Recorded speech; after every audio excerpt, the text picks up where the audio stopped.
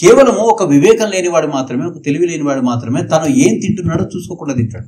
మాకు తెలిసిన ఒక వ్యక్తి ఉన్నాడు. అతన్ని మేము ఏ ఫంక్షన్ తీసుకెళ్ళినా అతనికి ఆల్రెడీ బీపీ షుగర్ ఉంది. మేము జాగ్రత్తలు చెప్పే తీసుకెళ్తాం. కానీ మాకు తెలియకుండానే ఎప్పుడే డైనింగ్ సెక్షన్కి వెళ్తాడు, తినాల్సింది తింటాడు, కక్కాల్సింది కక్కుతాడు, పడాల్సిన పాటలనే పడతాడు. ఎందుకు?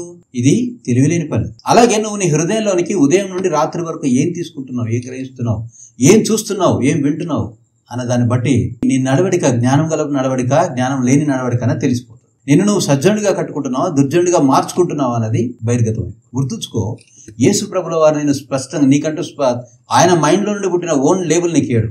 నిన్ను నువ్వు ఏ విధంగా మార్చుకున్నావో, నిన్ను నువ్వు ఏ విధంగా కట్టుకుంటున్నావో దాన్ని బట్టి ఆయన నీవు రూపొందించబడిన విధానాన్ని బట్టి నేను గుర్తిస్తాడంతే. హల్లెలూయా. దేవుడు నేను గుర్తిస్తాడంతే.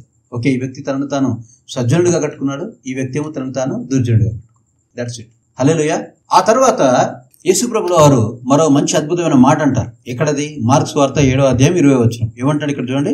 మనుషుల్లో నుండి బయలువెళ్ళినవి మనిషిని అపవిత్రపరచును. అంటే నీలో నుండి ఏం బయటకు వెళ్తున్నాయి అనేవి అవి నిన్ను అపవిత్రపరుస్తాయి. హల్లెలూయా. ఏమంటాడు ఇక్కడ? అపవిత్రపరచును. లోపల నుండి అనగా మనిషి హృదయంలో నుండి దురాలోచనలను, తర్వాత జారత్వములను, చెడు కోరికలు, చెడు తలంపులు వస్తాయి. దొంగతనమును, నరహత్యలు, వీడిని ఈ మాట నాలి, చంపాలి, వీళ్ళని అణచివేయాలి, వీళ్ళని తొక్కిపెట్టాలి, వాళ్ళ మనోభావాలను నలిపివేయాలి. అవునా? తర్వాత ఏమంటున్నాడు ఇంకా? వ్యభిచారములు, లోభత్వము, చెడితనము, కృత్రిమమును, కామవికారమును, మత్సరమును, అవునా, దేవదూషణయు, అహంభావము, అవివేకము వచ్చును. ఈ చెడ్డవన్నీ లోపలి నుండియే బయలువెళ్ళి మనిషిని అపవిత్రపరచునని ఆయన చెప్పినాడు, యేసుప్రభు చెప్పాడు. సో నీ హృదయాన్ని ఏ విధంగానైతే నువ్వు ఉదయం నుండి రాత్రి వరకు కట్టుకుంటావో దాన్ని బట్టి నీ హృదయం కట్టబడుతుంది. ఆ హృదయంలో నుండి మళ్ళీ వెలుపలకు వచ్చేటివి నేను అపవిత్రపరుస్తాను.